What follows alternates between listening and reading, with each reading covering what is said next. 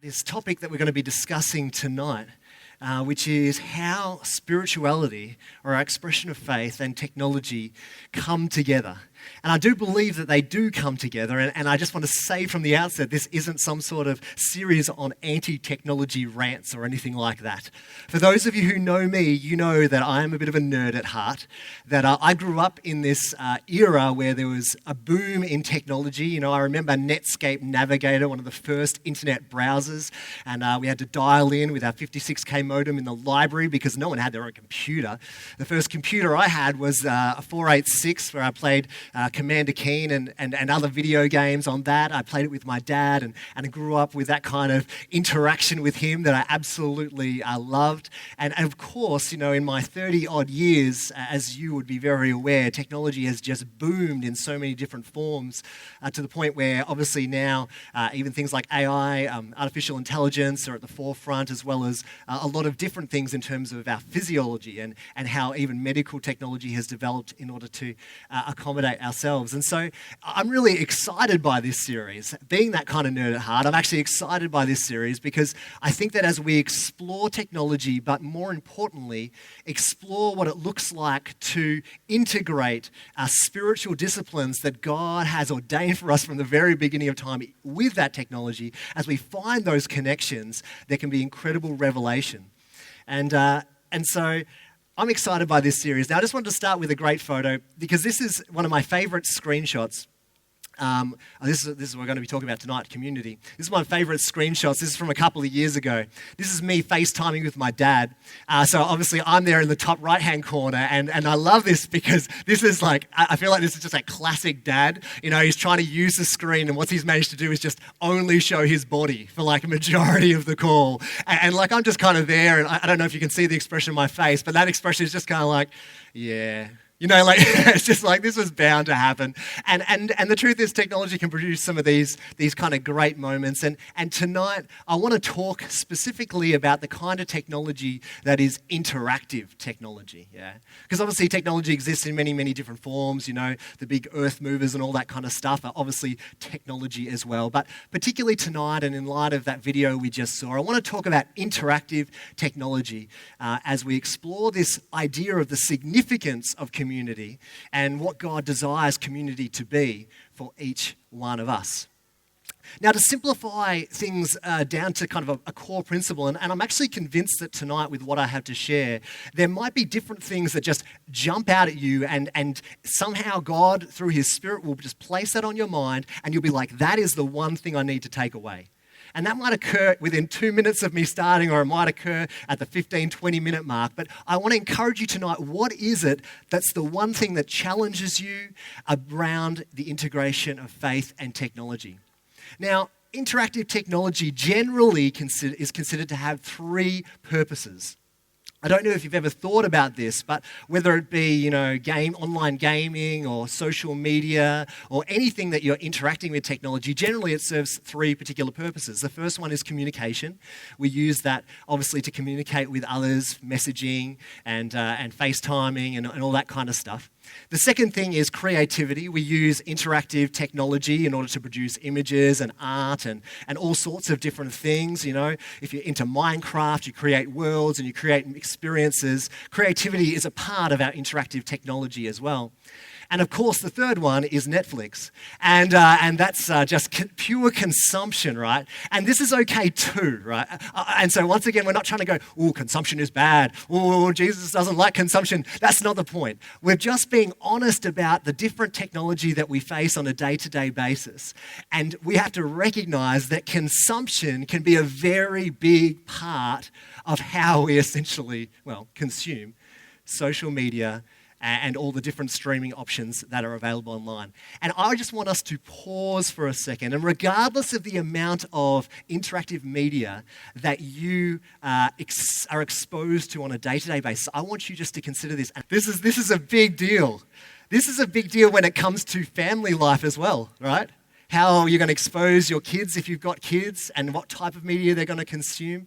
I'm not going to ask you for your numbers, but you would have realized there are perhaps some overlap. For example, you might be online gaming, which obviously is a form of consumption, but you might also be talking to your mates at the same time via your headset, which is a form of communication. Yeah? So there's overlap in some of these kind of forms of technology, but nevertheless, they are the big three. And if we're honest, generally that consumption takes quite a bit of bulk. Yeah, I think we can be honest about that. And so it's a good challenge for us to consider what we do with the interactive technology that we're exposed to. Now, as we look at this series, when we think about this, it's really clear we need to talk about it, right? We can't just ignore this. We can't push it away. We can't be scared of it, nor should we consider the fact that because it's not specifically spoken about in the Bible, Facebook isn't important to our spirituality in some form, right?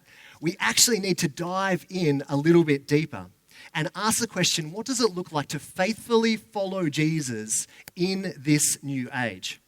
And so over these weeks, as Rod mentioned, we're going to step away from this kind of expository style of preaching, if you're familiar with that, and we're actually going to kind of dive into some topical themes that ask this question: how do the spiritual practices that we value and that God values interact with ever-evolving technology that we're exposed to? I'm going to ask that question again. This is the big question of this series. How do the spiritual practices that we value and God values interact with the ever-evolving technology that we are exposed to? And tonight, we're going to be talking about one of those spiritual practices, and that is the experience of community, something that God desires that we experience. So I'm going to pray, and then we're going to kick into some Bible. So let me pray. Jesus, thank you that we can talk about the kind of topics that we're exposed to on a daily basis. Because, God, we know that you're ever present with us, that you care about these things. Lord, that you know the challenges of technology, you know the benefits of technology in extending your kingdom and bringing about breakthrough, in reaching people who would otherwise not be able to be reached, but also the grip that these kind of things can have on our own identity and heart. And so, Lord, as we enter into this discussion, Lord, I want to pray that you would protect us from a defensive mentality where we try to take sides, but rather would you give us an openness to truly hear from you and be challenged in our own daily walk around how we interact with the technology that we're exposed to. In your name. Amen. So we're going to head into a bit of Bible. Now, fascinatingly, when you look at the Bible and you kind of read through the entire narrative, it's fascinating that there's actually not a lot of examples, at least explicit examples, around the importance of community. You'd kind of think that given we've kind of got church, and we do definitely talks about church and life together, but in terms of actually picking a particular story or a particular line, there's not a whole lot that speaks directly into this idea of community. And you have to ask the question, why? Well, it's actually because it was essentially a base assumption that you would experience life in community, particularly when these books of the Bible were written. Essentially, community and the fact that you needed and required community was something that was taken for granted.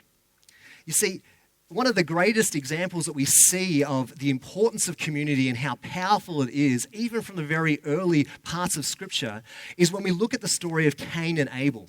You see, Cain and Abel is a tragic story of two brothers, one who was jealous essentially of the other and their position with God. Cain chose to kill his brother Abel, and then God began to speak to Cain, and as a result, Cain was cursed. This was essentially something that God had to speak over Cain because of what he had done to his brother.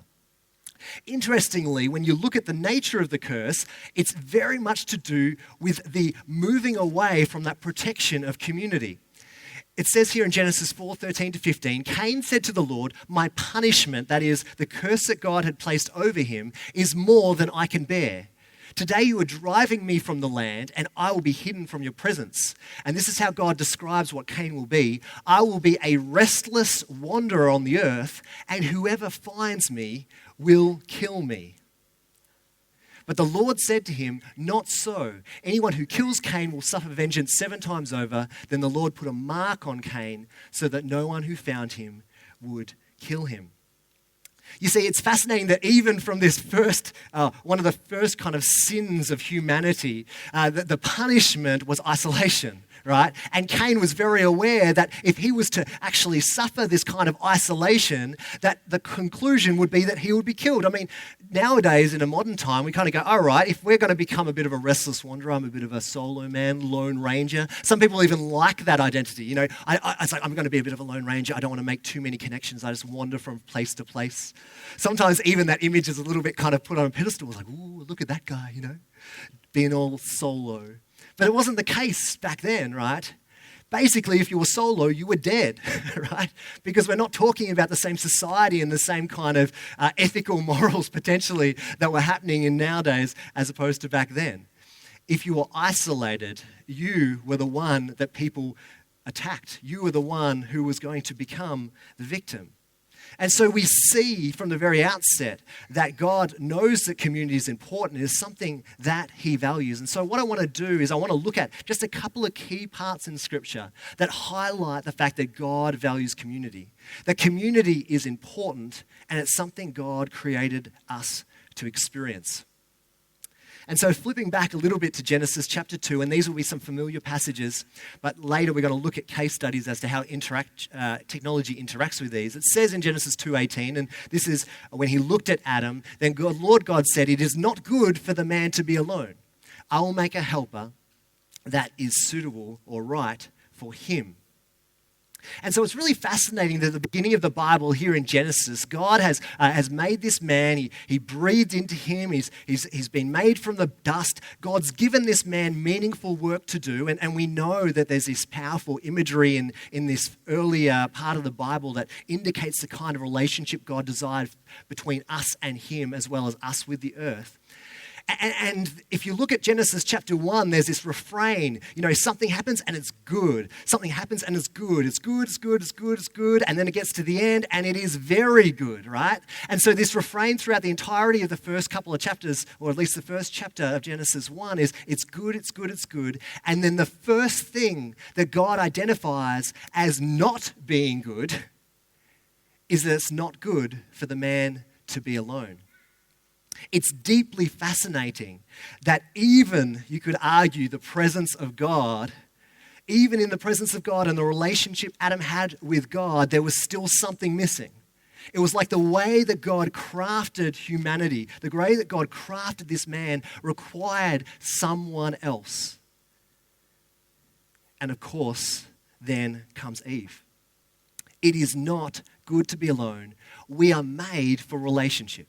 This is really, really important. We are made for relationship, particularly if you're going through pain, if you're going through trials. The temptation, right, sometimes is to isolate ourselves, is to pull away from community, right, rather than step into it. And yet it's important to be reminded again and again and again, if we choose to isolate ourselves or if we experience loneliness as a result of the ways that we interact, we're going to feel like something is missing.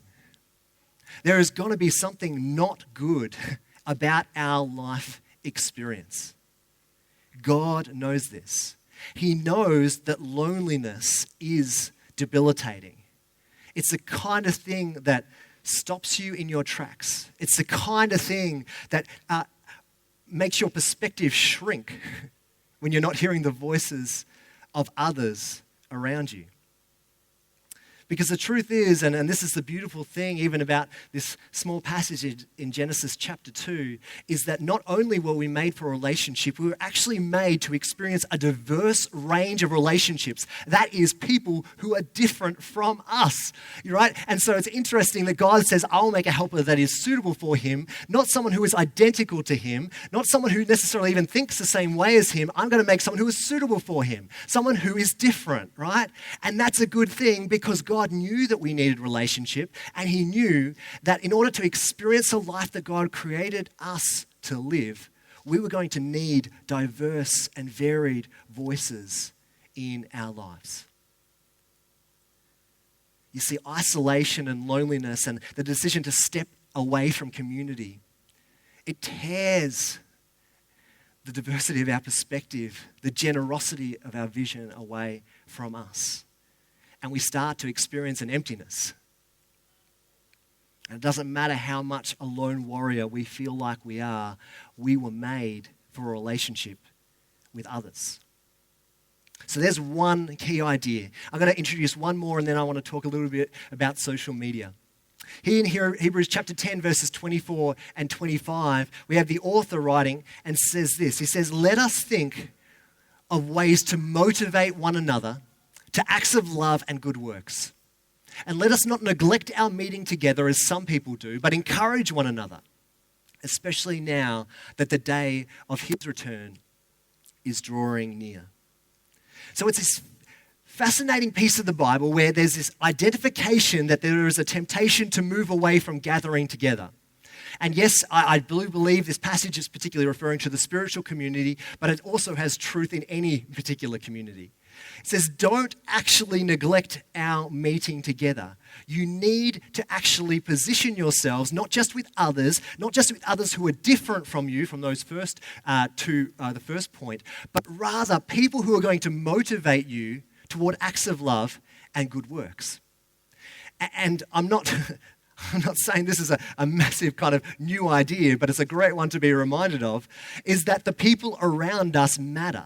They do change us. The community that we're a part of will change our perspective. It will change our trajectory. It will change the quality of our life. And this is one line that I use over and over again, and particularly in youth ministry. You can keep going back to this one, St. Paul, again and again and again. And this is this simple truth drawn out of here in Hebrews chapter 10. Our relationships determine the quality and direction of our lives.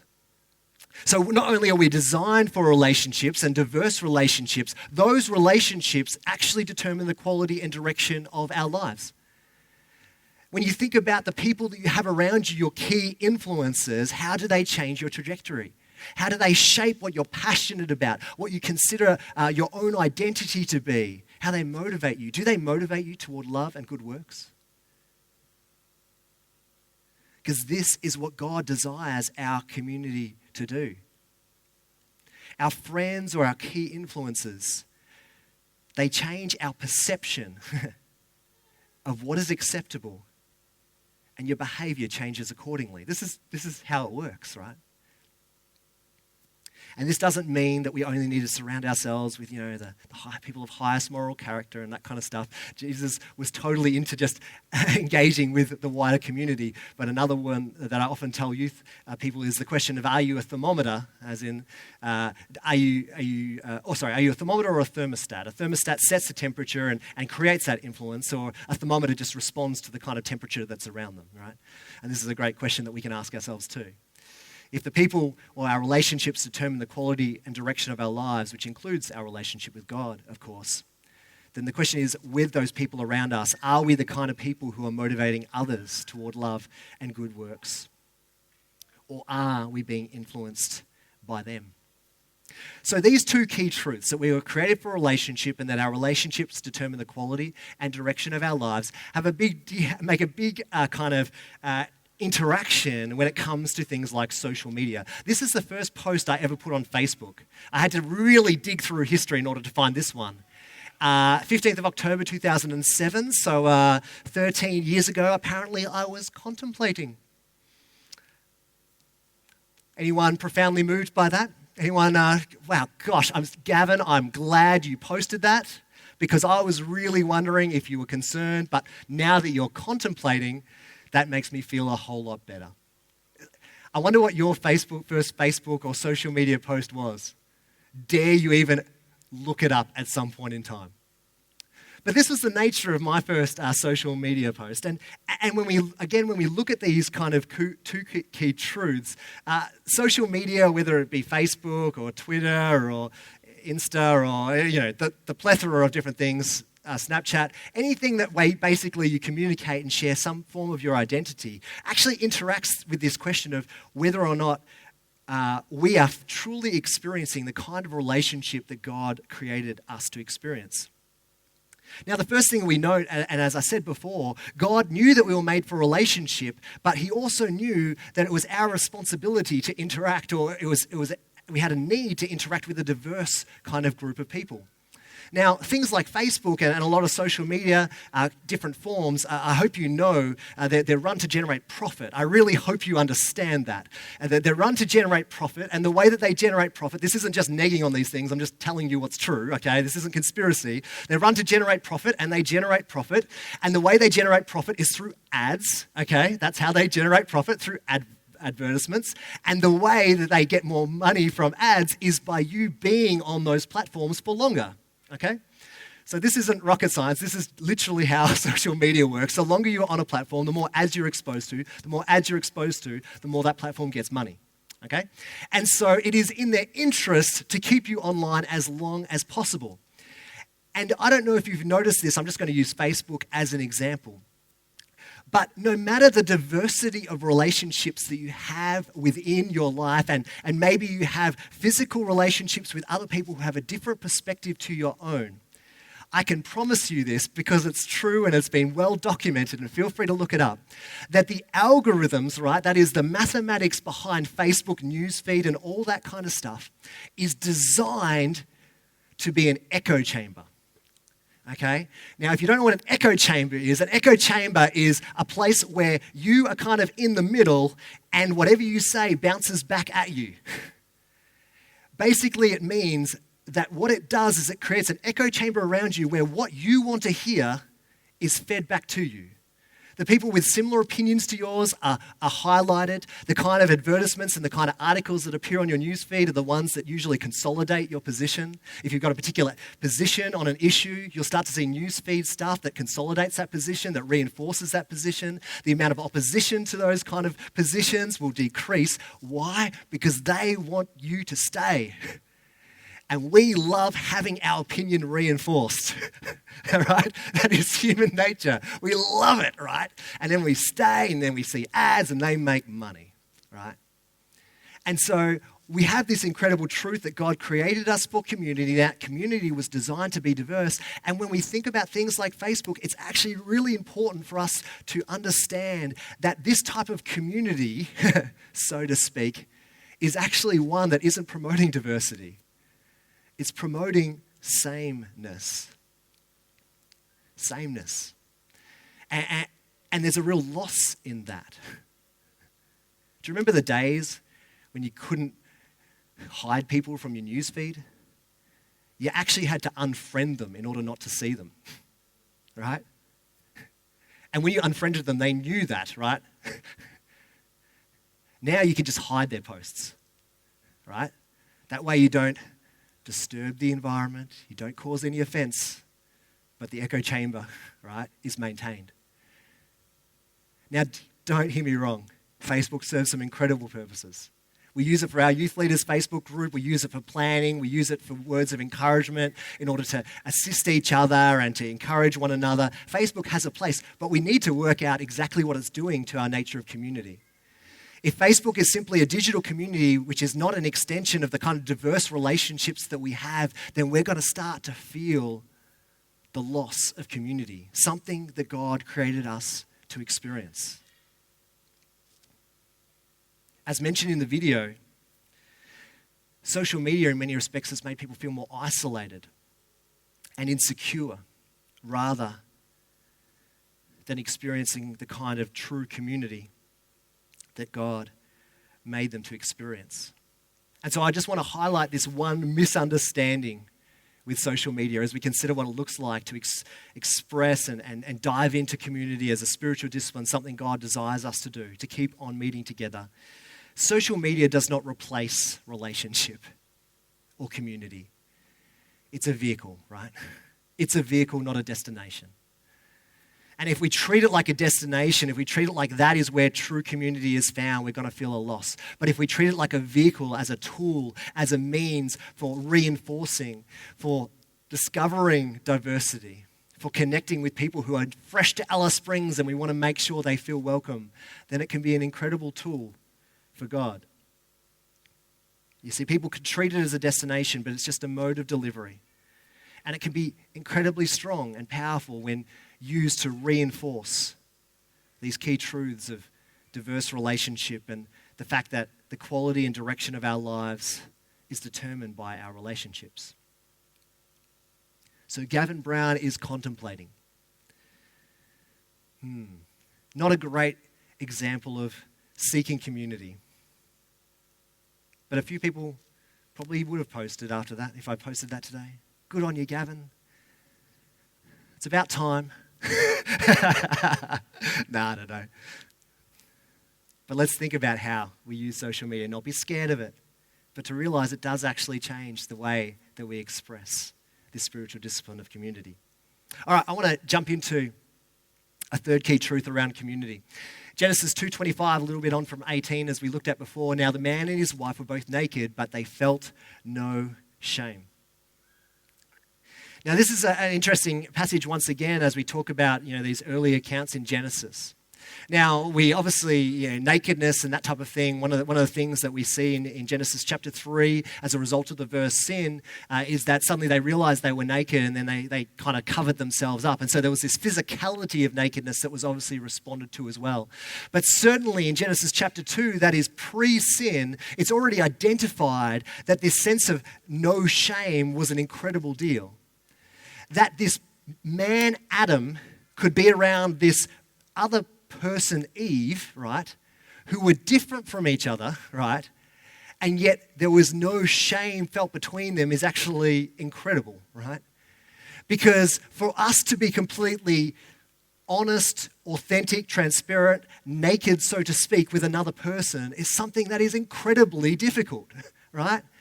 In fact, the reason that we often hide behind social media, hide behind our posts, hide behind all these different things is because we're worried that if I actually show some of my true self to this other person, I wonder if they'll accept me. Will I be acceptable or will I be shameful in their eyes? And so while God made us for a relationship, He made us for a diverse relationship, He realized that our relationships determine the quality and the direction of our lives. Not only were these relationships to exist, but there is going to be a power, right? A strength, a beauty in the authentically shared. This idea of being naked, metaphorically, and feeling no shame is something that we all actually crave. We actually desire this. To be seen as our true selves and still be accepted. At the very deepest core of our decision-making, of the way that we choose our partners and our friends, this is the thing that we crave the most, and God knows it. To be accepted in our brokenness. But in order to be truly known, it requires vulnerability. It requires us to step in and demonstrate that we're willing to be vulnerable with other people. And when we authentically share these experiences, when we know people, when we're accepted by people, there is incredible power there. I particularly prior to having Zeke, I was a bit of a console gamer, pretty heavily. I used to like a lot of games. Got my first Xbox before they put letters and numbers after Xbox, and then got into PlayStation and all that kind of stuff, and I loved it. As I said, I grew up with gaming with my dad, right, on the 486, trying to beat levels, and they were real bonding moments for me and my dad, despite the fact that he chops his head off in FaceTime, but that's a whole other thing.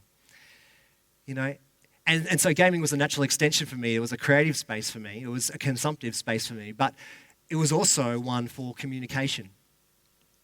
And for those of you who have never experienced online gaming, I know that particularly when you look at articles around things like addiction, which does take place, but it can be very one-sided, very much so. And often the positives of online gaming aren't highlighted. But at the same time, one of my most incredible shared experiences with some mates of mine was actually online gaming. We were playing this game called Borderlands, and there was this monster, we'll call it. Some of you guys are glazing over your eyes. You're like, what is like seriously? But there was this monster to attack, and it was the hardest one you could attack. And it was designed for a team of 4. Okay, it's designed for a team of 4. And unfortunately, our 4th player wasn't able to make it, so we thought we'd take it on with a team of 3. And this was Megs must have been working at the time. My wife Megan must have been working, and so we'd organised with these mates of mine who were actually friends from church, fellow youth leaders, to take on this challenge. And so we kind of picked up the controllers, I don't know, probably around 9 p.m. or something like that, and we started to take this thing on. And it was incredible, right? Trying to battle this beast, it literally took hours. It took hours and hours. We failed over and over and over again.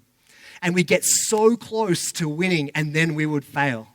And we'd try again and again and again, and we would have been on there until kind of like 2 a.m., 3 a.m., trying to beat this thing, a man down, trying to take down this monster, which would have been the epitome of winning this particular game. Until we finally, at about the kind of 5-6 hour mark, right, we finally completed this challenge. And Luke and Alex and I, we were just, it was unbelievable. We just couldn't believe what we had accomplished. Now, some of you guys are going, you've accomplished nothing. You've accomplished 6 hours lack of sleep, Gavin. That is what you have accomplished. I can understand your perspective, but I promise you that these kind of shared authentic experiences, right, which are an extension of existing relationship, are incredibly powerful. You know, I think that things like online gaming, when combined with face-to-face relationship, and I think that's actually one of the key things, as an extension of face-to-face relationship, can be incredibly powerful in generating shared experiences around areas of passion. And while you don't want to fall into any kind of form of addiction, that's never, of course, the goal. We shouldn't be scared of things like games. After all, we watch sport, okay? You know, and these ideas of shared experiences, when we seek the experience and when we can be authentic with each other, when we're kind of in there in the trenches, these moments can be incredibly real. And so I suppose I just want to put out there, and we'll talk a little bit more about this as the series continues, things like online gaming, I think sometimes they can be perceived as only consumption, but the truth is they're far more than that. They are about community through communication and creativity as well. Because God made us for authentically shared moments. If it isn't authentic, if it only feels like it's at a distance, where you don't feel like you can be your true self, then you've got to ask questions about the quality of the community that is being formed around you. But if you can experience the authentically shared, you're actually tapping into what God created us to experience. So as I wrap up tonight, I just want to reiterate these 3 key truths about this spiritual practice of experience of community that God desires that we experience. First of all, we're made for relationship, and we're made for diverse relationship. If you're in a position where you feel like you're part of an echo chamber and you're not getting the diversity of opinion that is actually going to grow your sense of generosity and broaden your perspective, then I would challenge you. I would challenge you to consider who are the voices in your world that are different to your own. Are you allowing things like Facebook or social media to only reinforce your perspectives, or are you actually getting a diverse range of perspectives that you don't necessarily even have to agree with, but are nevertheless doing a work inside you? We know that our relationships determine the quality and the direction of our lives. And so I would ask, who are your key influences? Who are the people around you that you listen to? Who are the people around you that you follow? Has it been accidental that you just kind of stumbled into a community and you've kind of gone with the flow? Or have you been deliberate about actually seeking out the kind of people who are going to build you up, who are going to strengthen you? Are you stepping into teams that can actually build you up toward love and good deeds? Are you rocking up to church regularly? It's not about church attendance. But are you actually surrounding yourself with the kind of people that are going to motivate you in the way of God? And then lastly, what does it look like for these connections to not just be connections, but to move them toward community by being real, by being vulnerable, experiencing the kind of authentically shared moments that forge those bonds that do last a lifetime? Do you feel like the relationships in the community around you are kind of one step removed? Do you feel like they're just tethered on but only by a thread? Or do you have the kind of relationships that God created you to experience with depth and nourishment, where you can be real and know you'll be accepted? If you don't have those, pray for those. If you don't have those, become those for the sake of others. Because this is what God desires for us. Let me pray. Jesus, we want to thank you that you know us, that you love us. And as we navigate the challenge of some of this kind of interactive technology, God, I just want to pray that you would help us discover that these things can be used as tools for your glory, to help kind of build that community that you desire us to experience. But God, may we also be wary of where we've fallen into the trap of sameness or isolation, of a kind of a pseudo community or a place where we can't be real with other people. And if there's those areas in our life, I pray that you would bring in our heart conviction to seek new community, fresh community, new relationships, to try a new form of interaction. Because God, you created us and you know exactly what we need. And because we trust you, we want to pursue that. So help us do that. In your name, amen.